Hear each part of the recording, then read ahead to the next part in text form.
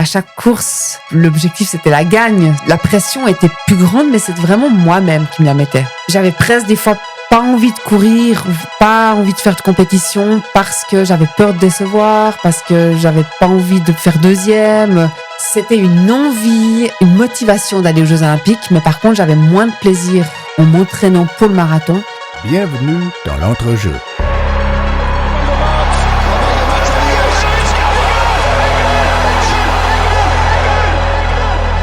I am in big trouble. Je crois qu'après avoir vu ça, on peut mourir tranquille. Enfin, le plus tard possible, mais on peut. Bienvenue dans notre jeu, le podcast qui explore le sport à travers ses coulisses, ses histoires et ce qu'il nous apprend sur nous-mêmes. Pour ce 7e épisode, j'ai eu l'honneur d'échanger avec une figure du trail international, Maud Matisse, quadruple vainqueur de Sierzinal, lauréate de la patrouille des glaciers et des plus grosses courses de montagne d'Europe. Elle m'a ouvert les portes de sa vie d'athlète. On a parlé de ses débuts en course à pied, pratiqués d'abord par plaisir, jusqu'à son passage au statut professionnel. Elle m'a raconté comment la maternité a boosté sa carrière et ses performances, comment elle a traversé les moments où gagner devenait une obligation, et bien d'autres sujets encore. N'hésite pas à mettre 5 étoiles au podcast et à t'abonner si tu écoutes cela sur Spotify, à partager l'épisode s'il t'a plu et à suivre le projet sur YouTube et Instagram. Sur ce, excellente écoute et bon épisode. Salut Maud, bienvenue dans notre jeu. Merci beaucoup d'avoir accepté mon invitation. Comment tu vas ? Hello, merci de m'accueillir dans ce podcast. Écoute, ça va bien, mis à part quelques petits soucis physiques ces derniers temps, mais autrement tout va bien. Top, c'est un plaisir de pouvoir échanger aujourd'hui avec toi. On va discuter de trail, de ta carrière de traileuse, ce qui t'a amené à ces succès, pourquoi tu fais ce que tu fais, comment tu le fais, et plein d'autres sujets en lien avec la vie de manière plus globale. Avant ça, est-ce que tu peux nous parler brièvement de ton début de saison, comment ça se passe ? Tu as parlé de quelques pépas physiques. Oui, alors l'année passée, j'ai beaucoup galéré avec une tendinite à l'ischio. Et puis cette année, ça allait mieux, mais après, c'est venu de l'autre côté. Et puis mon début de saison a été un peu difficile à démarrer puisque je pouvais pas m'entraîner comme je le souhaitais. Et puis ensuite, ça a évolué un peu mieux. Et puis j'ai pu reprendre les entraînements un peu plus structurés. Et malheureusement, j'ai fait quelques compétitions au mois de mai et juin qui se sont bien déroulées. J'étais contente.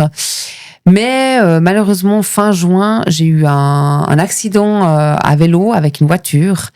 Et depuis, au fait, je peux plus courir parce que j'ai une douleur au bassin. Donc, ça met un petit peu en suspension ma suite de saison. Donc voilà, je suis un peu en stand-by pour voir comment je vais pouvoir reprendre les entraînements. Mais par chance, je peux faire encore du vélo. Donc, on verra. Je reste optimiste.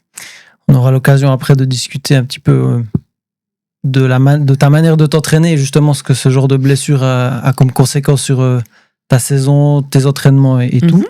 Mais pour démarrer, je te propose d'entrer directement dans le vif du sujet avec une question qui me tient à cœur, que je trouve intéressante et que je pose souvent à mes invités. C'est ce qui les pousse à se lever chaque matin, pourquoi ils le font et quelle est leur motivation profonde à faire ce que tu fais. Toi, dans ton cas, qu'est-ce qui te motive tous les jours à t'entraîner et d'année en année à faire ce qu'il faut pour être au meilleur niveau ? Alors, c'est une bonne question et puis parfois, je me la pose aussi. Avant, je dirais que c'était vraiment les compétitions qui me motivaient. J'avais envie de progresser, d'améliorer mes chronos, de voir jusqu'où je pouvais aller.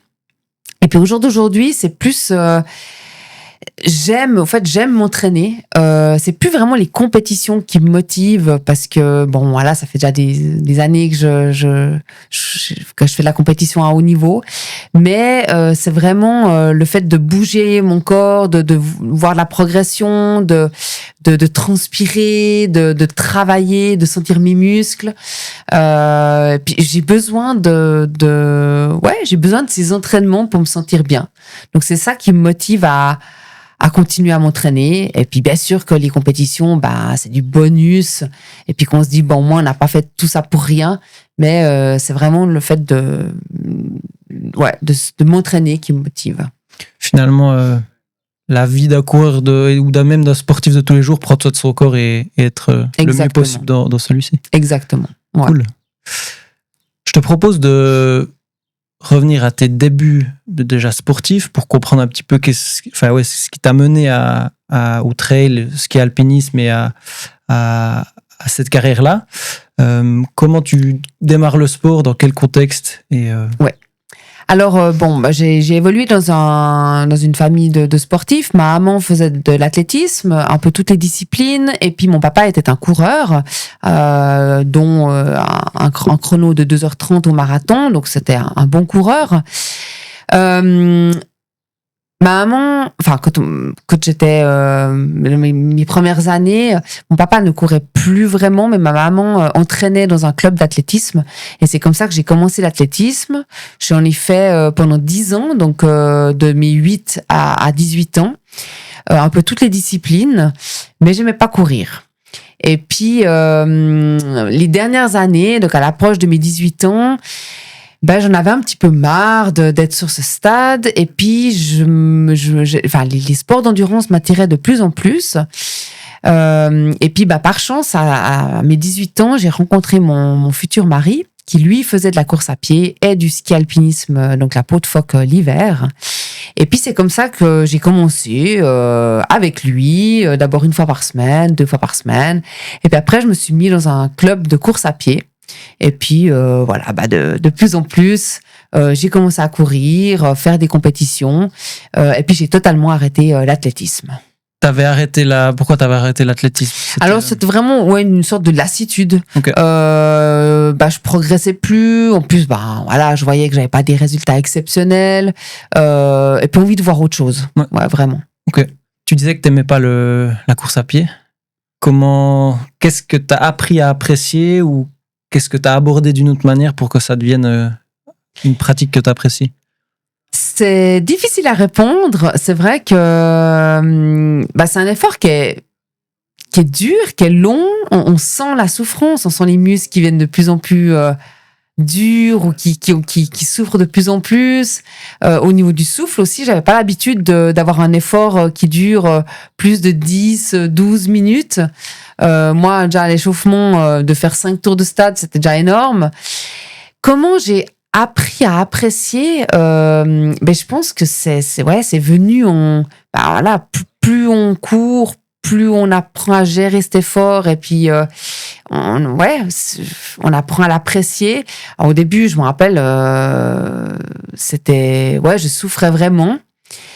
Après, comme c'était comme je le partageais avec mon copain, qui sera mon futur mari, mais j'avais envie de lui prouver que j'étais capable, donc je crochais et puis je disais rien, puis je souffrais en silence pour pouvoir le suivre. C'est peut-être ça aussi qui a fait que j'ai tenu et puis que j'ai pas baissé les bras. Puis après, c'est vrai que un peu comme tout, hein.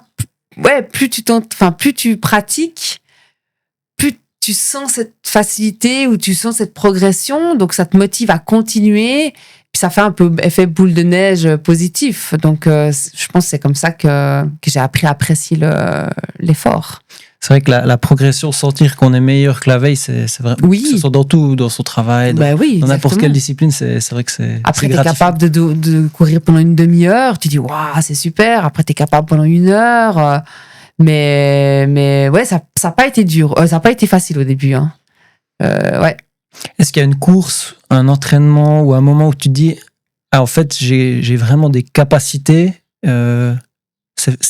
c'est fait pour moi ou je vais y aller à fond? Est-ce que tu as un souvenir? Alors, pas une course en particulier, mais je me rappelle que rapidement, donc au bout de quelques mois d'entraînement, on a vraiment vu des gros progrès. Et puis, au début, mon mari devait m'attendre.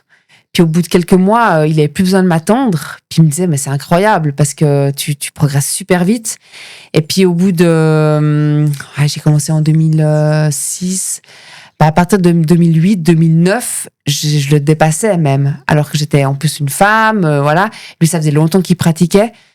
Et puis j'ai commencé à faire des meilleurs résultats que lui. Puis il m'a dit, non mais ouais, t'as vraiment des capacités aérobiques assez folles parce que, ouais, tu progresses très vite. Et puis, rapidement, j'ai pu faire des podiums régionaux. Donc, ça, voilà, la progression a été fulgurante, ouais. Et en parallèle, tu étais infirmière, c'est juste? Oui, alors là, j'étais encore aux études parce que j'ai fini mon école d'infirmière. J'avais 19-20 ans. Donc, d'abord, j'étais aux études. Et puis après, j'ai commencé mon métier d'infirmière. Et là, je m'entraînais à côté. Mais quand j'ai commencé à travailler, en fait, j'étais déjà... est-ce que j'étais enceinte? Ah, je me rappelle plus. Ou j'avais déjà accouché. J'avais déjà mon premier enfant. Enfin, j'étais enceinte et après mon premier enfant. Donc, rapidement, j'ai baissé mon taux de travail. Donc, j'étais plus qu'à 60. Et donc, je pouvais m'entraîner, travailler et puis encore m'occuper de mon premier enfant à la maison, quoi. J'ai réussi à manager tout ça. Mais ça a vite coincé, entre guillemets, parce que comme ma pratique sportive a vite pris de l'ampleur, j'ai obtenu des très bons résultats et d'autant plus après ma première grossesse. Donc, dès que j'ai accouché, j'ai passé encore un palier. Et là, on s'est vite posé la question avec mon mari, est-ce qu'il faudrait pas baisser encore plus le taux de travail, voire arrêter, et puis essayer de tenter une carrière sportive. Et puis, en fait, ça s'est fait comme ça. C'est qu'au bout d'une année où j'ai géré le sport, le métier et l'enfant, j'ai décidé d'arrêter de travailler et puis de me laisser une chance de percer dans la course à pied. Et le ski alpinisme aussi, parce que là, il y avait encore le ski alpinisme qui s'était mis en hiver. Et donc, on a pris la décision que j'arrête de travailler. Et au fait, j'ai plus jamais repris mon travail d'infirmière parce que, comme on le sait aujourd'hui, ça a super bien marché et j'ai pu faire une carrière sportive. Ça, c'était 2018, le moment où c'est avant? Non, ça, c'est avant. Ça, c'est 2018, 2012. c'est vraiment le statut pro officiel. Exactement. Okay. Donc, moi, j'ai arrêté de travailler en 2012. Et puis, jusqu'en 2017, j'ai fait... j'avais pas un statut pro parce que j'avais pas de contrat financier avec un sponsor. Mais par contre, je faisais partie de l'équipe nationale de ski alpinisme. Et puis, je faisais partie aussi de l'équipe nationale de course de montagne. Donc, j'avais vraiment ces deux sports, été, hiver. Et puis, c'est vraiment en 2018... Là, j'ai décidé d'arrêter le ski alpinisme l'hiver, puis vraiment de me concentrer que sur la course à pied. Et puis là, je pouvais vraiment me dire, cette fois, je suis pro, j'avais des contrats et je pouvais en vivre. Voilà. Par rapport à la diversité des disciplines que tu as faites, on a parlé avant de l'athlétisme, ski alpinisme, qui est, tu me dis si je me trompe, mais relativement similaire dans l'effort. Ouais, tout à fait. Oui, tout à fait. Qu'est-ce que ça t'a amené de pratiquer plusieurs sports pour ensuite vraiment ta spécialité, que ce soit ski, alpinisme et athlétisme? Ouais. Alors, l'athlétisme, je trouve que c'est vraiment une très bonne base. Tu développes la coordination, l'équilibre, la vitesse, l'explosivité. C'est un sport qui est très complet. Ça m'a permis aussi d'avoir peut-être, je bégaye. Pendant mon adolescence, quand j'ai fait l'athlétisme, j'avais une structure. Je m'entraînais quand même 5-6 fois par semaine. Donc, j'avais vraiment cette hygiène de vie, cette structure de l'entraînement, cette persévérance. Je pense que ça m'a permis aussi de garder ça pour les années actuelles. Si tu vas pas t'entraîner, on t'attend. T'as le coach qui t'appelle. Ouais, c'est ça, c'est ça. Et puis, le ski alpinisme, c'est, voilà, comme tu l'as dit avant, c'est un effort qui est similaire, tant dans la durée. Après, il y a aussi des montées, des descentes, même si les descentes, elles sont un petit peu moins traumatisantes au niveau musculaire.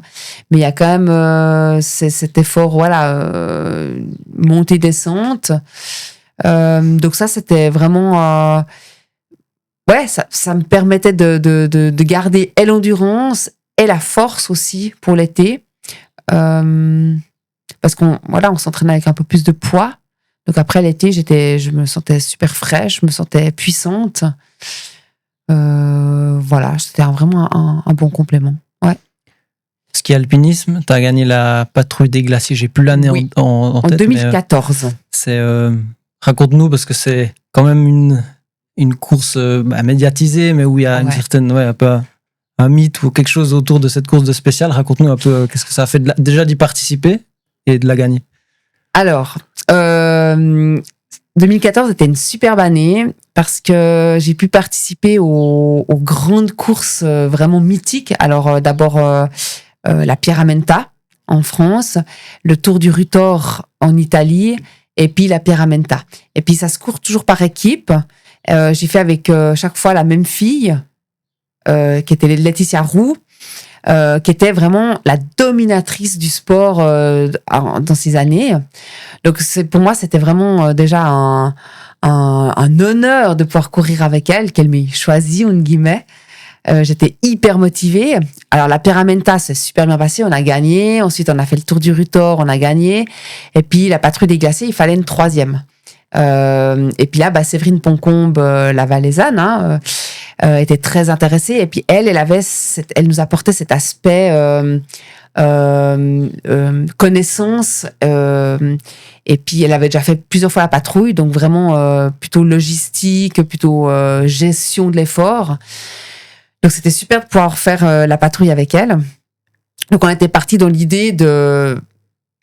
Première idée, de vivre une belle aventure ensemble. Même si, tout à coup, on ne pouvait pas gagner ou si on devait abandonner, c'était déjà de vivre quelque chose ensemble. Et puis après, bien sûr qu'on visait quand même le podium, voire la victoire, parce qu'on savait qu'on était capable. Après, il y a toujours aussi les aléas de la météo. On ne savait pas si on pouvait aller jusqu'au bout. 2 ans auparavant, moi, j'étais inscrite sur la petite patrouille. Non, c'est pas vrai, sur la grande. Et on n'avait pas pu aller au bout. On avait dû s'arrêter. Donc, j'avais jamais pu faire cette patrouille en entier. Donc, pour moi, c'était vraiment l'objectif d'arriver au bout, de pouvoir la faire. Et puis, quand on est parti, les conditions étaient bonnes. Durant la course, tout s'est bien passé. On a tout eu un moment de moins bien. Et on est resté vraiment soudés. On était vraiment une super équipe. Et puis, on s'est boosté jusqu'à la fin. Et surtout qu'à la fin, on a su qu'on était dans le temps du record. Donc, voilà, là, ça booste encore plus. Et puis, malgré les conditions d'enneigement sur la fin qui n'étaient pas exceptionnelles, où on a dû enlever les skis plusieurs fois, on a réussi à battre le record. Donc, c'était une super journée, super course. Voilà. Et puis, on a tenu le record 2 ou 4 ans, je ne sais plus. Voilà. Est-ce que l'aspect équipe ou partage avec un coéquipier ou des coéquipières d'effort te manque aujourd'hui dans ta pratique solitaire du trail, même si évidemment tu as la famille, les gens qui t'encouragent sur le côté, mais au final c'est oui, c'est toi qui dois arriver, qui dois passer la ligne toute seule. C'est vrai que alors moi j'aime le sport, je suis assez solitaire, donc j'aime le sport, les sports individuels, mais je trouve que les sports par équipe marquent beaucoup plus, les souvenirs restent beaucoup plus. Est-ce que ça manque? Ouais, parfois j'aimerais refaire des courses par équipe. Alors je dirais pas que c'est indispensable, mais j'aime bien. Voilà, cette année normalement j'aurais dû participer à la Pierramenta, qui est une course par étape qui se court à 2. Et puis je me réjouissais vraiment de repartager cet effort à 2. Malheureusement, à cause de mon accident, j'ai pas pu y participer. Mais je pense que ouais, toutes les 2 ou même chaque année, de refaire une course par équipe, c'est assez sympa. Où tu dépends, enfin, la fin dépend des deux et il y a cet échange justement encouragement quand l'autre est moins bien. Je trouve ça cool. Ouais, et puis ça décuple les émotions. Et puis ça motive je trouve que ça te motive des fois à dépasser encore plus. Parce que parfois, dans une course, quand c'est dur, tu lâches un peu, puis tu te dis, ouais, tant pis, quoi, je perds une place, c'est pas grave, ouais, c'est pour toi, c'est pour ma pomme. Alors que si à l'autre coéquipier, on se dit, mais non, ce serait dommage, elle va être triste, enfin, j'ai envie de faire ça pour elle. Donc, c'est une motivation supplémentaire. C'est intéressant parce que C'est vrai que les sports du coup en solo, course et tout, c'est beaucoup tout seul. Donc c'est intéressant Oui. d'avoir des options pour partager ça différemment. Ouais. Tu as parlé avant justement de la naissance de ton premier enfant. Oui. Comment ça a impacté en bien ou en mal ta pratique, ta progression, vu que tu étais quand même dans une phase de progression. Comment tu as vécu tout ça?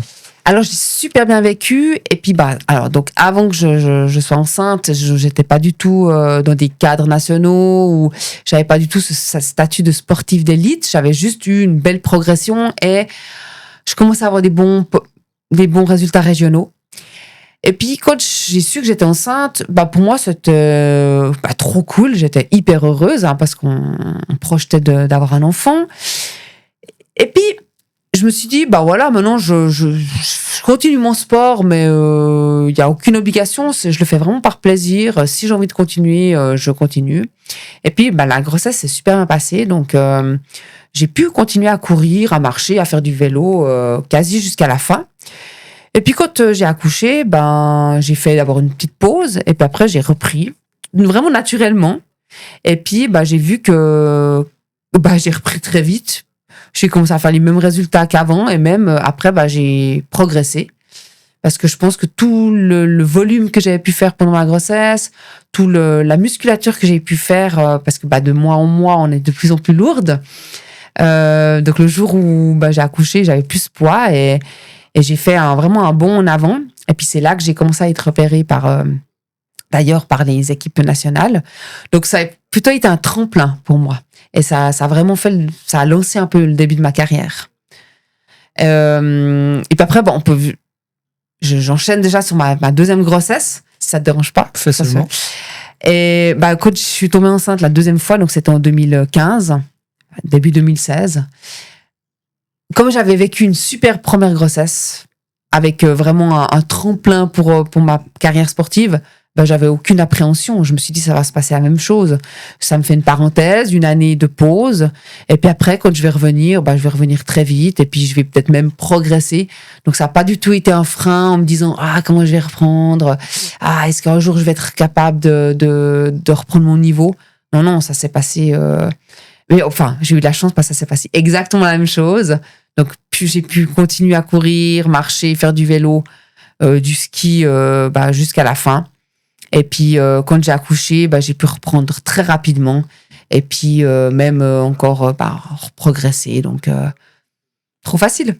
Positif. Voilà, que du positif. Parce que c'est vrai que ça peut être un enjeu pour certaines athlètes. Oui. Et voire même devenir un calcul, une planification, plus qu'autre chose. Voilà. Il y en a beaucoup qui se disent, ok, je fais ma carrière maintenant, et puis je verrai après pour les enfants, ou alors qui placent ça juste après les Jeux Olympiques, parce que elles ont 4 ans devant elles. Mais non, moi, ça a vraiment été naturel, et puis ça s'est fait... il m'a pas fallu beaucoup de temps pour revenir, donc c'était comme si j'avais une petite pause d'une année, et puis je sais que l'année d'après, je reviens.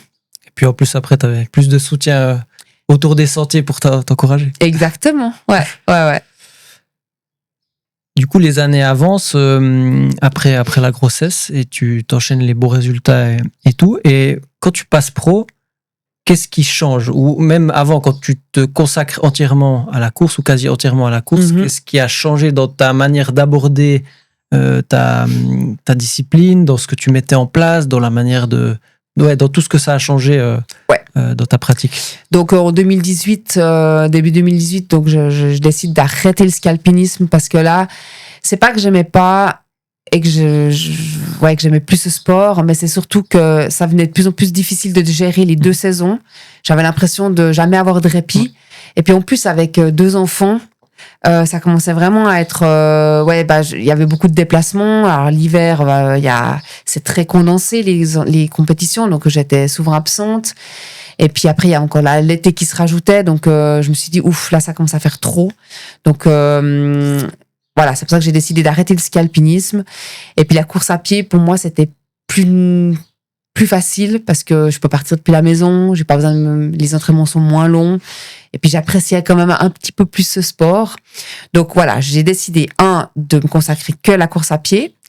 Et puis de 2, j'ai pris un coach, un entraîneur qui me faisait mes plans parce que jusqu'à maintenant, je faisais seule. Et puis là, j'ai vraiment, pour essayer de passer un palier supplémentaire, j'ai pris un entraîneur personnel.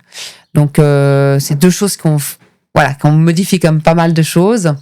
Après, au niveau des entraînements, ça n'a pas révolutionné ce que je faisais déjà avant. C'était un peu plus structuré. J'avais plus besoin de me poser aussi la question qu'est-ce que je vais faire comme entraînement aujourd'hui. Mais en termes de volume, j'ai pas augmenté.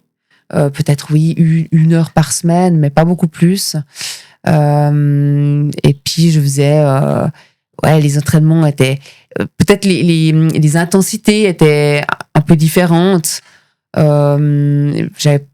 C'était d'autres idées, mais autrement le volume, l'endurance c'est la même. Je faisais déjà pas mal de vélo, ça j'avais gardé aussi. Voilà. Et dans ta manière d'aborder les courses, est-ce que après, en plus, quand en 2018 tu prends le statut de professionnel, qu'est-ce qui change? Est-ce que il y a plus de pression? Un petit peu forcément, je pense, mais est-ce que ça a atteint ton plaisir, ta manière de voir la compétition? J'ai pas senti une grosse différence, mis à part que je me mettais un peu plus de pression personnelle parce que je voyais que j'avais des bonnes capacités et puis que je pouvais faire quelque chose. Donc à chaque course, l'objectif c'était la gagne, c'était plus de finir ou d'améliorer mon chrono personnel, c'était la gagne. Donc c'est moi-même qui me mettais la pression. Après, c'est aussi ces années-là où j'ai commencé à participer à des grands championnats internationaux. Donc, la pression était plus grande, mais c'est vraiment moi-même qui me la mettais parce que j'avais pas encore des gros sponsors qui attendaient des résultats. Donc, vraiment personnel. Justement, j'avais une question qui était un peu plus bas par rapport au moment où gagner, je dirais pas que c'est devenu une norme, mais une habitude ou le minimum, tu sais. Ouais.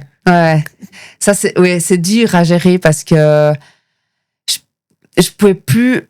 Effectivement, il y a 2018, j'ai commencé à gagner. La première fois que j'ai gagné les championnats d'Europe de course de montagne, c'était 2017.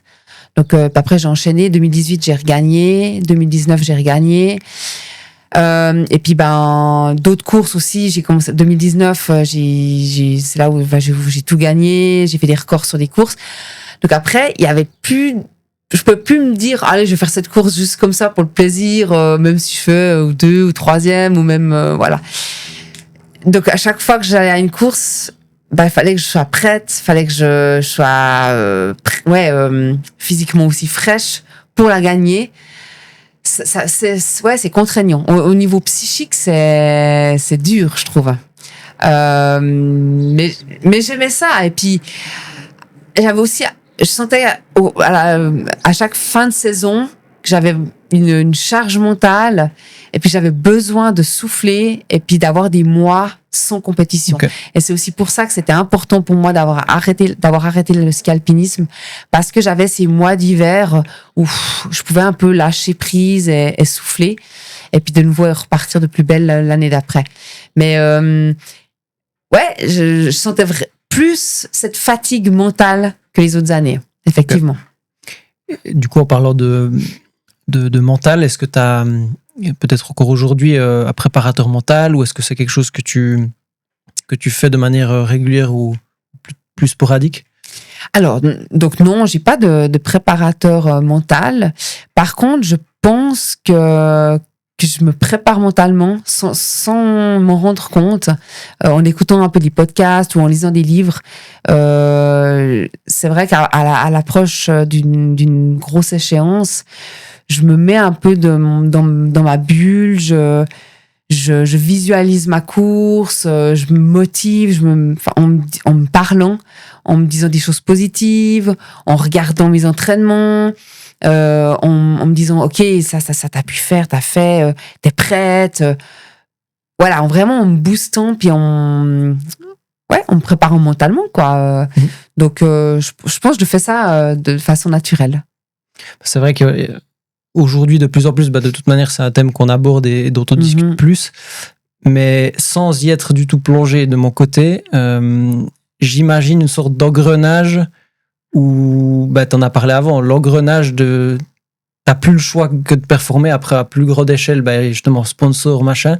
C'est quelque chose que t'as ressenti à un moment où tu t'es dit, c'est trop pour moi, ou t'as toujours réussi à le gérer comme il faut pour pas que ça... Enfin, du coup, t'as jamais dû arrêter à cause de ça, mais est-ce qu'il y a des moments où c'était vraiment limite? Oui, il y a des moments où j'en avais... Ouais, vraiment, cette pression, elle était grande, et puis que j'avais presque des fois pas envie de courir ou pas envie de faire de compétition parce que j'avais peur de décevoir, parce que j'avais pas envie de faire deuxième. Donc oui, il y a eu des petites périodes comme ça, mais j'ai toujours réussi à passer par-dessus, à trouver des stratégies pour que ça vienne pas trop, que le verre ne déborde pas. Mais toujours par moi-même, j'ai essayé de comment dire ça?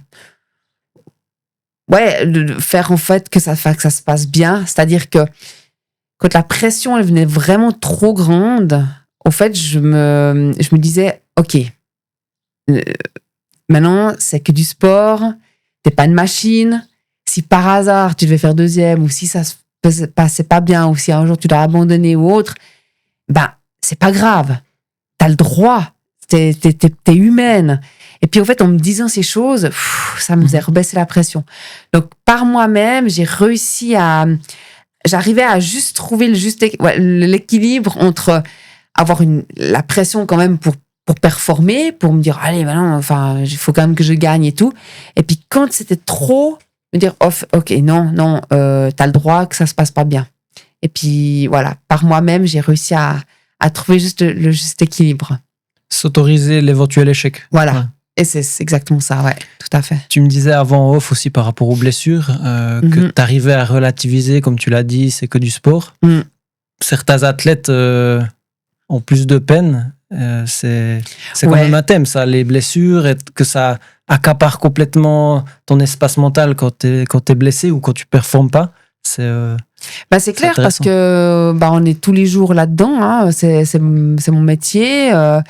Je dois m'entraîner, j'ai des compétitions. Là maintenant il y a aussi les sponsors qui suivent quand même, donc je dois montrer que je suis en forme, qu'il y a des objectifs. Puis quand on est blessé, il y a tout ça qui retombe et puis on n'a plus rien. Alors par chance, moi j'ai une famille à côté. Donc ça me maintient, j'ai la vie qui continue, le quotidien. Donc je pense que c'est une chance pour ça, parce que je pense, avec ça, j'ai pas que le sport à penser. Et puis ça, c'est peut-être aussi ma nature, c'est que comme j'ai dit avant, je me dis ok, c'est que du sport. Et puis même si c'est mon métier aujourd'hui, au pire, je fais autre chose, ou un plan B, ou un plan C, ou j'essaie de trouver une compétition pour lesquelles je peux m'entraîner. Par exemple, si y a des blessures qui m'empêchaient de courir à plat. Alors je me disais, ok, je me fixe des objectifs où c'est que des montées sèches. Et puis après, il y a des périodes où je pouvais faire que du vélo. Alors, j'ai participé à des compétitions de vélo parce que je me suis dit, c'est quand même des compétitions et puis ça me permet de continuer à m'entraîner, à garder la motivation. Donc, j'essaie toujours de me dire, ok, qu'est-ce que je peux faire? Et puis, j'oriente mes objectifs par rapport à ça. Et puis, si un jour, vraiment, je peux plus du tout m'entraîner, que ce soit du vélo ou la course à pied, je dirais, je fais autre chose. J'ai un papier d'infirmière, je reprends mon métier d'infirmière, il y a toujours quelque chose à faire, quoi. Voilà. Je rebondis assez vite. Je sais plus où j'avais lu ça ou d'où je tire ça, mais j'ai quelque chose que j'essaie de faire de mon côté, c'est pour que ça, même si c'est une échéance professionnelle ou autre, c'est je me dis, ok, est-ce que demain je vais y penser, est-ce que ça va provoquer de l'anxiété demain? Peut-être. Dans 2 mois, déjà peut-être plus, et dans 5 ans, certainement plus, et dans 10 ans, c'est sûr que non.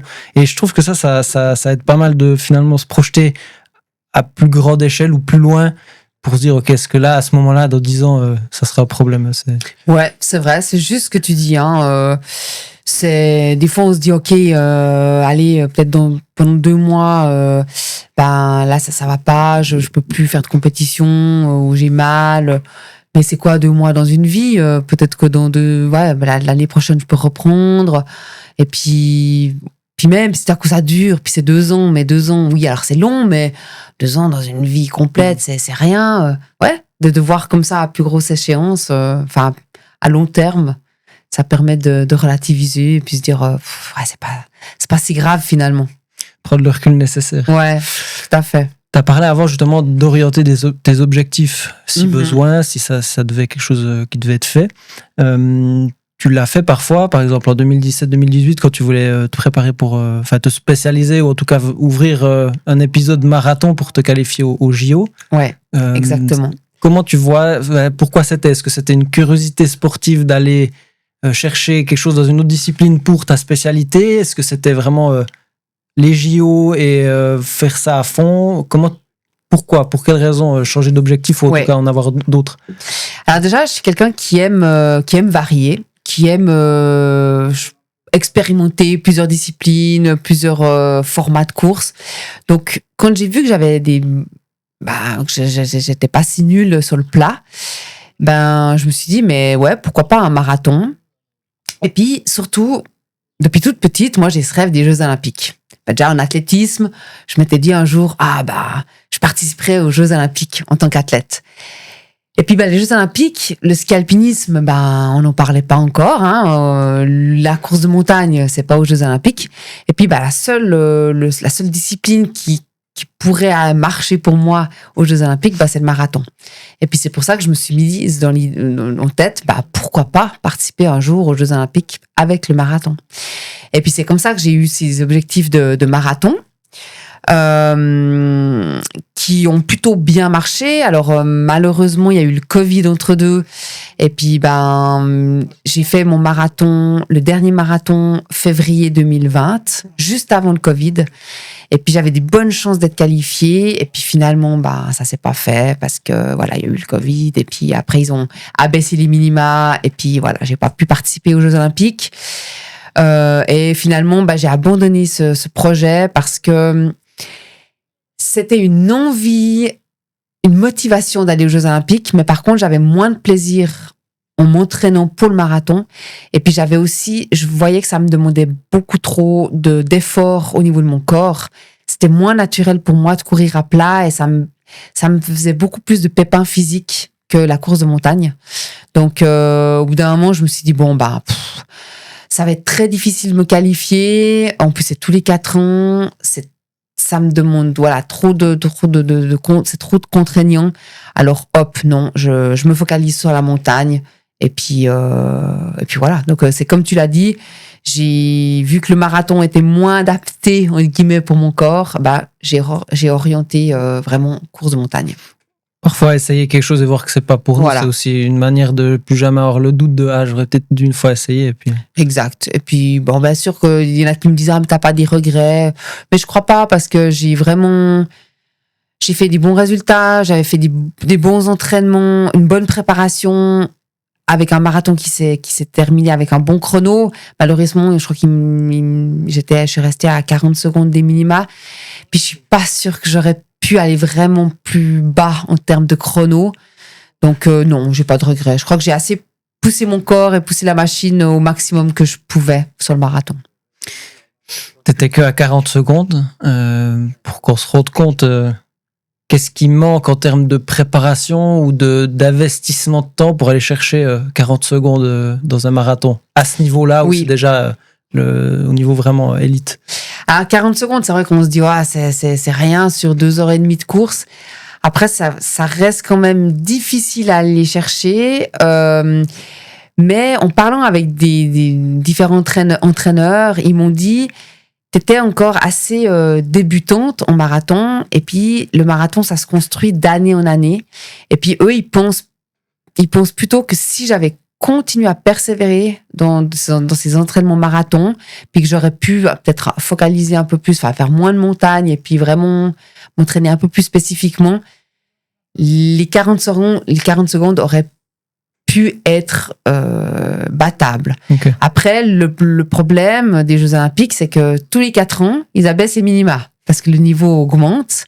Donc oui, peut-être que dans 4 ans, j'aurais eu ces minima, mais d'ici là, ils auraient peut-être baissé encore 2 minutes. Donc c'est un peu le chat et la souris, quoi.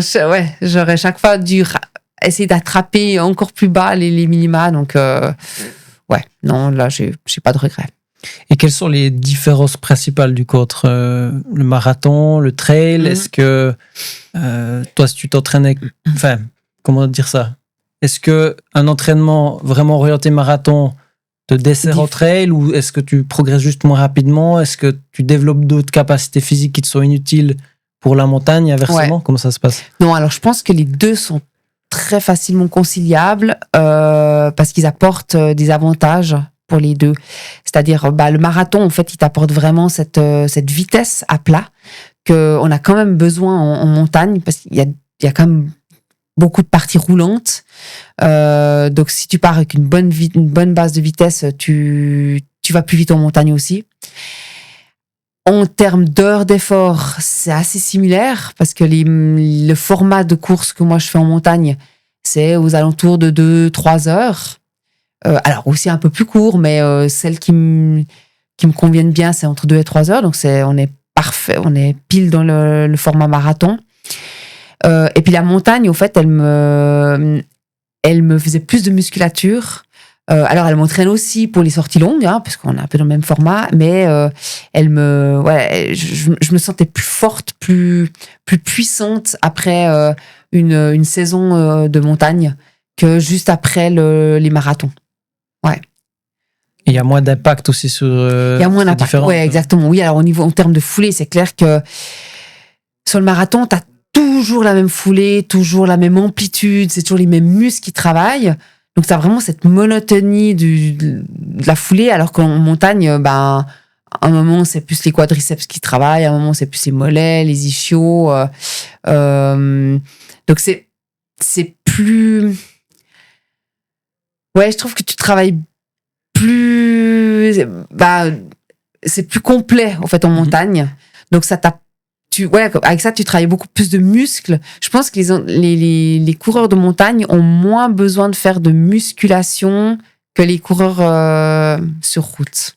Okay. Ouais. Parce que naturellement, ils développent un peu plus cet aspect musculaire.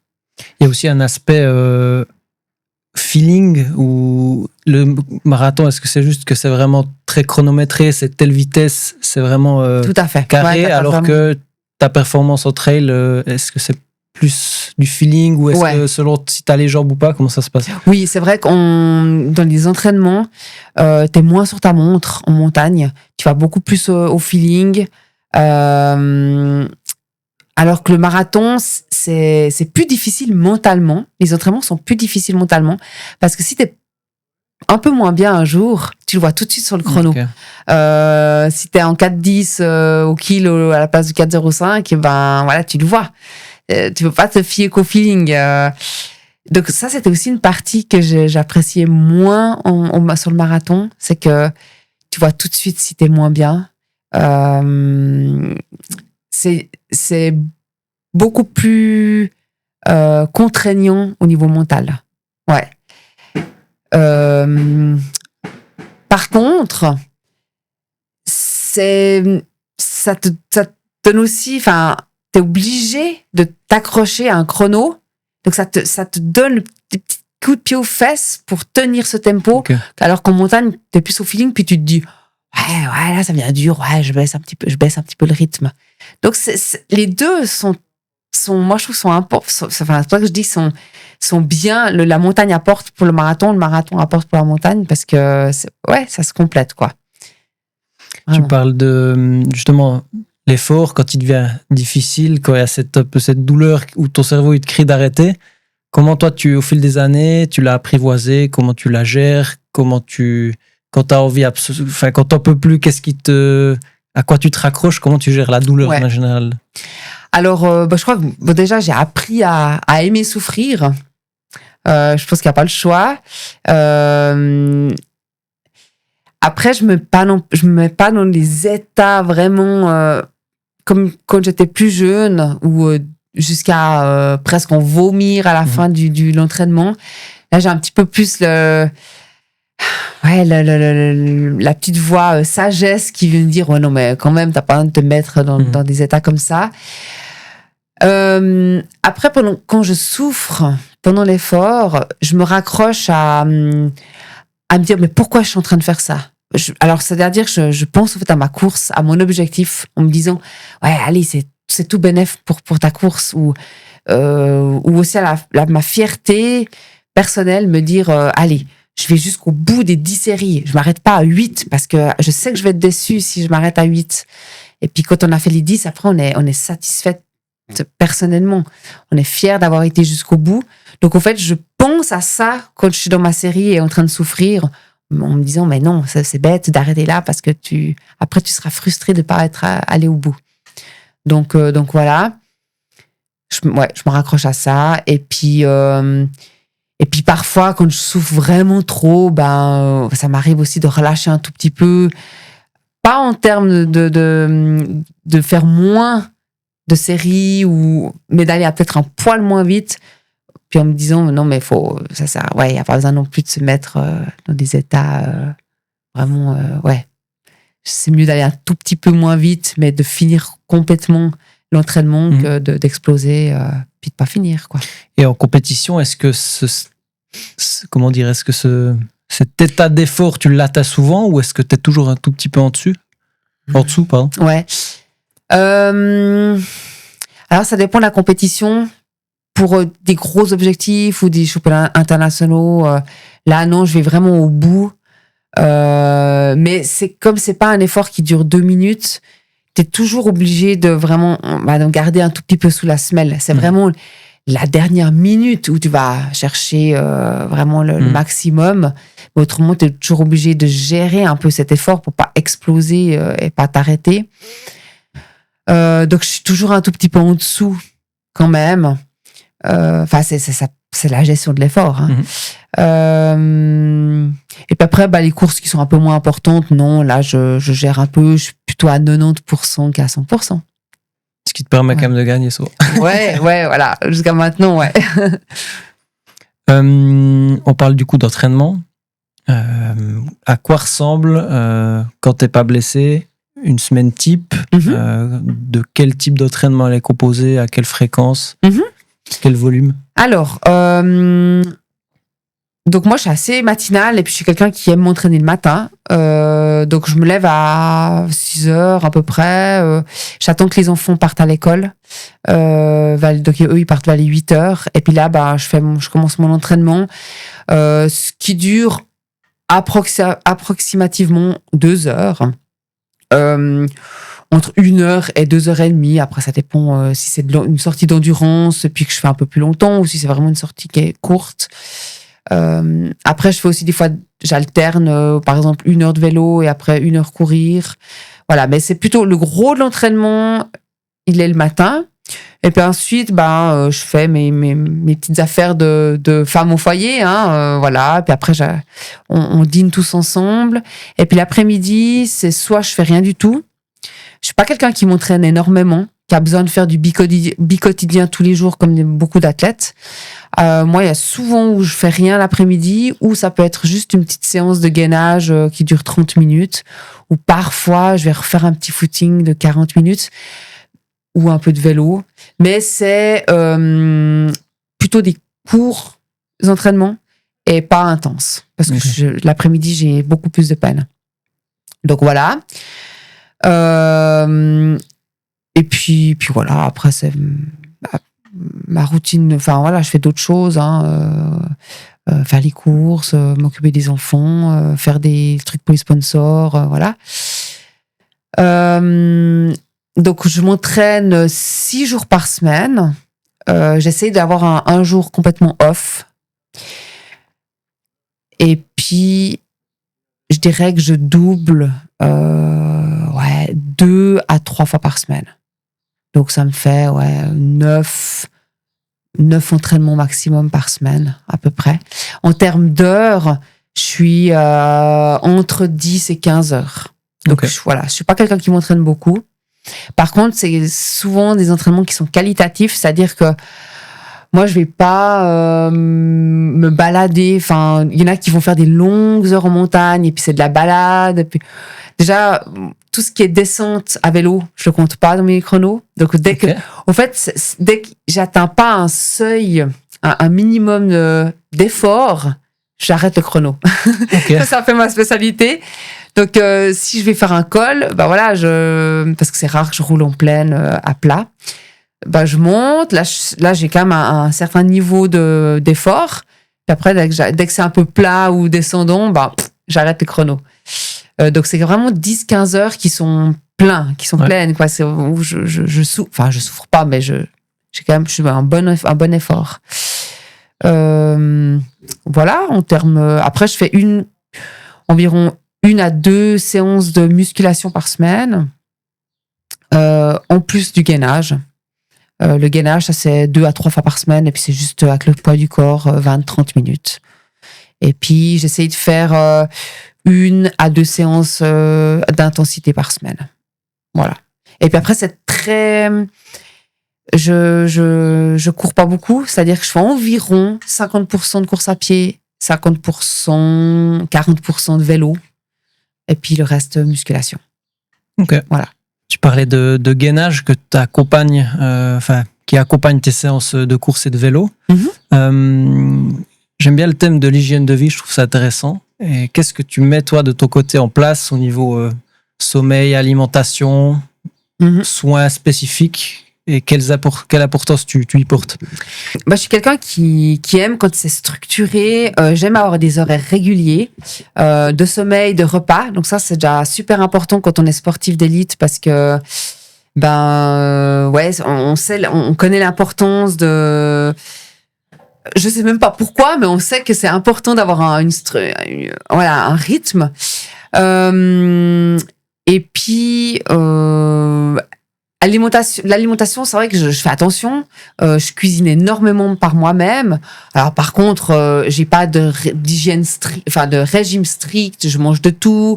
Je me fais plaisir tous les jours. Je suis quelqu'un qui mange beaucoup de fromage et de chocolat. Mais voilà, globalement, je dirais que je fais attention et je mange pas n'importe quoi. Je prends les produits bruts.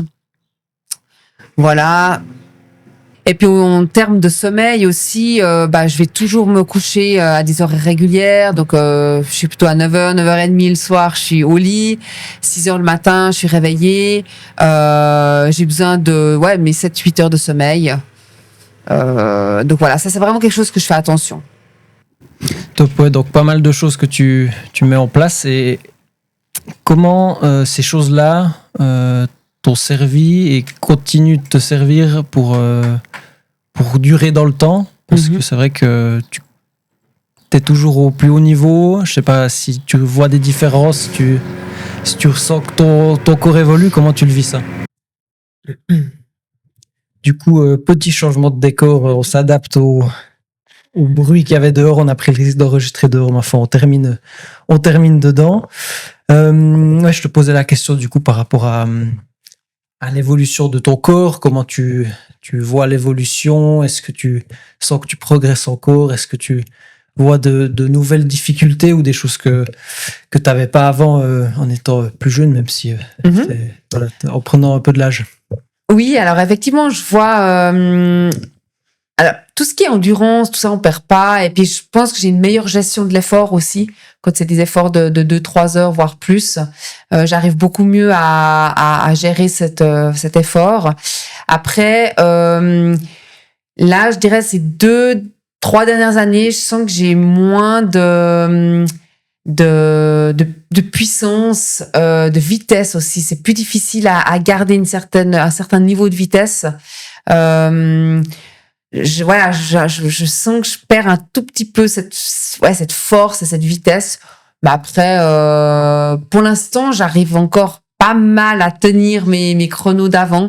Je sais que mes belles années, elles sont plutôt derrière, et puis que je pense que 2021, 2022, c'était le sommet, et là, gentiment, je redescends. Mais j'espère pas trop vite. le temps file, on n'a plus beaucoup de temps. Comment tu vois la suite? Je te souhaite le plus d'années encore possible au plus haut niveau, mais est-ce que tu as déjà une idée de la reconversion? C'est vrai que c'est un thème quand même pour les athlètes de haut niveau. Comment tu vois tout ça? Alors, déjà, je pense que je me laisse encore, je pense qu'encore 3-4 ans à haut niveau, je vais pouvoir tenir. Peut-être que je réorienterai mes objectifs. Si je vois que tout d'un coup le plus long me convient mieux, je m'orienterai sur des courses encore plus longues. Donc, mais en tant qu'athlète élite et professionnel, je me vois encore bien 3-4 ans. Et puis pour la suite, oui, j'ai déjà 2-3 idées. Je pense que je vais rester dans le sport. Le métier d'infirmière m'intéresse plus. Peut-être pourquoi pas lier les soins avec le sport, ou alors vraiment partir dans pas forcément que du coaching, mais un peu les opportunités qui s'offriront à moi, et puis de faire des petites choses à gauche, à droite dans le sport. Utiliser toute ton expérience acquise Voilà. pour aider les autres, finalement. Exactement. Ouais. Cool. Je te propose assez rapidement, au vu du temps qui nous reste, de passer sur les questions de fin, les questions que j'aime bien poser, que j'ai pas pu caser ou qui ont leur place à la fin de l'épisode. Quelle est ta définition personnelle d'un et d'une athlète professionnelle?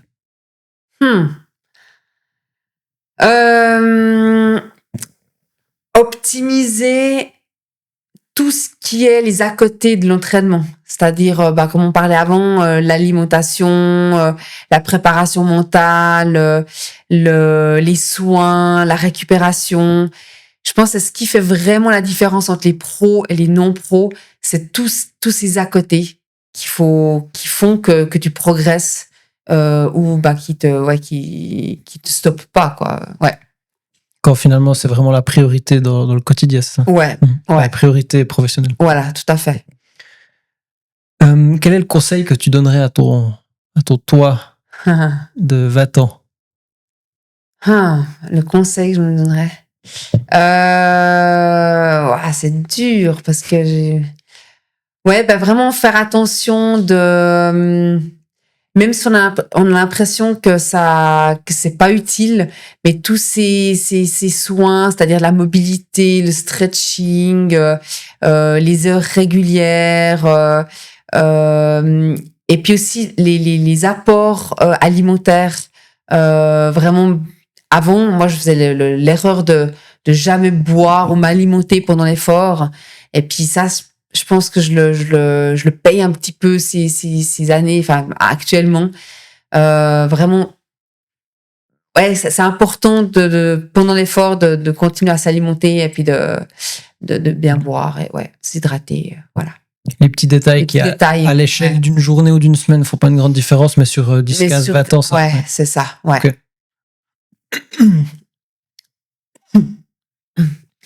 Je suis un grand fan de biographie sportive et de documentaires sportifs aussi. Est-ce qu'il y a une œuvre littéraire, cinématographique qui t'a marqué et que tu recommandes? Ça doit pas forcément du coup être sportif ou une biographie, hein, c'était juste un exemple. Qui m'a marqué.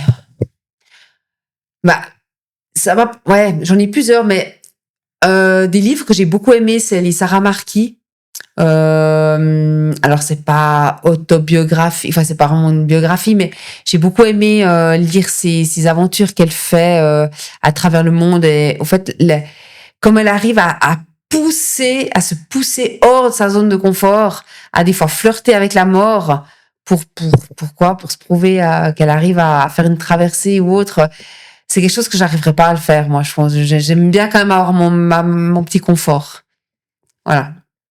Ok, cool. J'ai jamais lu, j'irai certainement jeter un œil. Ouais, c'est une exploratrice suisse. J'aurais dû normalement, si j'avais eu à Dossard, faire Sierzinal, on n'en a pas parlé d'ailleurs, mais cet été, quel conseil tu me donnerais si je l'avais fait pour une première participation? Ouais. Alors déjà, entraîner autant la montée que le plat et que la descente. Et la descente, on pourrait mettre même pas prioritaire, en secondaire, mais vraiment entraîner le plat et la montée. parce que beaucoup de monde disent c'est ça monte, mais en fait où tu perds énormément de temps, c'est sur cette partie roulante en haut. Si tu t'arrives pas à courir, si t'as pas une certaine une certaine vitesse, c'est là où tu perds vraiment beaucoup de temps. Ok, intéressant. Je sais que Dane écoutera ça. Celle-là, elle est pour toi. D'ailleurs, on n'a pas rapidement Sierzinal. Tu l'as gagné plusieurs fois. Qu'est-ce qu'elle représente pour les coureurs pro? C'est aussi il y a aussi le mélange amateur-pro. Oui, alors c'est une course qui est vraiment une course de référence, comme un chrono sur marathon. Beaucoup de coureurs pro veulent participer au moins une fois pour avoir un chrono de référence. Et puis depuis ces dernières, même ça fait des années et des années qu'il y a toujours un beau plateau, donc il y a beaucoup de bons coureurs qui viennent s'y confronter, donc ça relève vraiment le niveau. Et puis après, ce partage avec les populaires, c'est vraiment sympa. Durant la course, c'est pas là où on a le plus de plaisir parce que c'est vrai qu'on doit les dépasser, puis eux ils sont aussi un petit peu gênés, mais avec les années là, les organisateurs ils ont fait en sorte qu'on soit pas trop gênés. Et puis ce que je retiens surtout, c'est l'arrivée de la course, parce que tous les populaires partent avant pour la plupart, et ils sont là à notre arrivée, ils peuvent voir arriver tous ces élites. C'est génial, il y a une super ambiance. Puis après les gens restent à Zinal, et puis tout le monde mange ensemble, il y a un partage, il y a des discussions, donc c'est vraiment une course très conviviale. Cool, à faire une fois du coup. Ouais, je le souhaite. Quelle est ta philosophie de vie? On en avait parlé un petit peu au téléphone, en quelques mots dans les grandes lignes. Ma philosophie de vie, c'est de toujours voir le verre à moitié plein plutôt qu'à moitié vide, qu'il y a toujours du positif donc dans chaque situation, même des fois où on se dit non mais là je crois qu'il y a rien de positif, je me dis que il y a rien qui arrive par hasard, et puis que c'était soit un signe, soit qu'il fallait faire autrement, soit il y a quelque chose à en tirer, donc voilà, c'est plutôt ça ma philosophie de vie. Cool. Et pour terminer, je t'en avais également parlé, ta carte blanche pour parler d'une cause, d'un projet ou autre qui te tient à cœur. Alors là aussi, j'ai pas un projet en particulier, mais par contre, j'aimerais beaucoup vivre des choses un petit peu hors compétition, plus dans l'idée soit de traverser un pays à pied ou de relier des sommets, ou bon, c'est vrai que c'est un peu la mode maintenant, mais ou de partager quelque chose avec mes enfants. Avec mon mari, on a une idée, c'est d'aller faire le Kilimandjaro, qui est un sommet qui est totalement accessible techniquement, d'aller le faire avec les enfants, et puis de finir par un safari. Donc voilà, plus mêler la famille, les projets plaisir, plutôt que la performance. Top, ouais, beau projet, cool. Toujours quelque chose à faire, ouais. Maud, merci beaucoup. J'avais encore plein de questions, ma foi, le temps file, c'est comme ça, mais merci beaucoup d'avoir participé à ce podcast, à cet échange. Merci beaucoup, j'espère que... merci à toi, je me réjouis d'écouter tout ça, et puis d'avoir pu partager mes expériences.